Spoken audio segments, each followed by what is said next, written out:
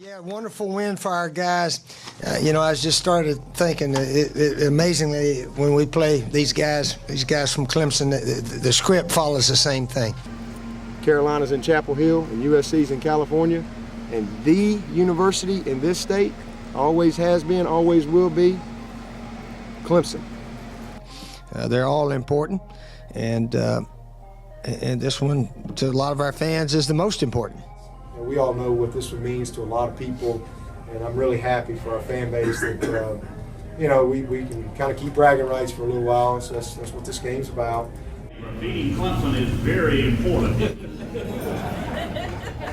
What'd you say again? Ain't the first time I've heard it. I got it, but there ain't no doubt. I understand that game is very important to our state and our people, and I get that part of it. Thank you.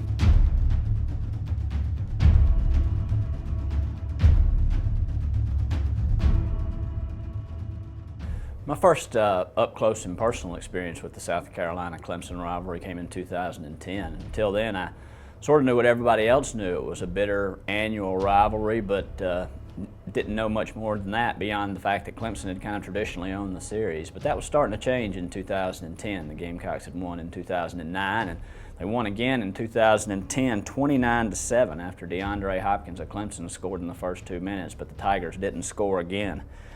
To lose to USC is very unacceptable, Tigers coach Dabo Swinney said after that game. Our future is bright, but it's awful dark right now. It wouldn't get much brighter for the Tigers in this rivalry for a while.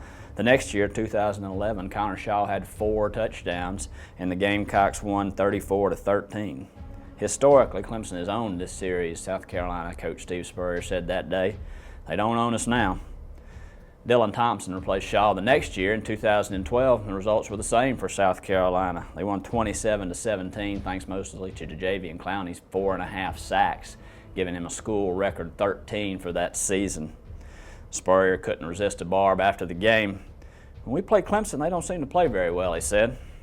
In 2013, Shaw was back at the helm and would complete his Williams-Brice career at a perfect 17-0 thanks to a 31-17 victory that gave the Gamecocks an unprecedented 5th straight win in this rivalry.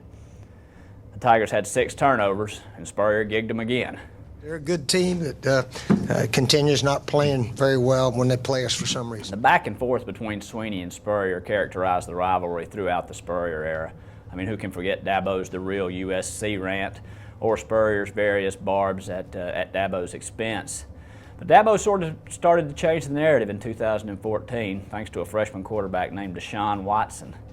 That year, Watson played on a torn ACL, threw for 269 yards and rushed for 2 touchdowns as Clemson won for the first time in 6 years, 35-17.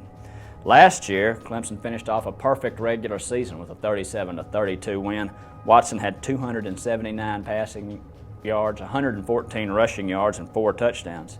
He's just a great leader, and he's very comfortable on this stage, Swinney said. It's what he was born to do. There's nothing else I can tell you. And that brings us to this season, which will be Watson's last in the series because he's already announced that he's going to go pro at the end of the year. And it'll be the first in the series for South Carolina's Jake Bentley, who makes his 6th start at quarterback and will get his first taste of Carolina Clemson.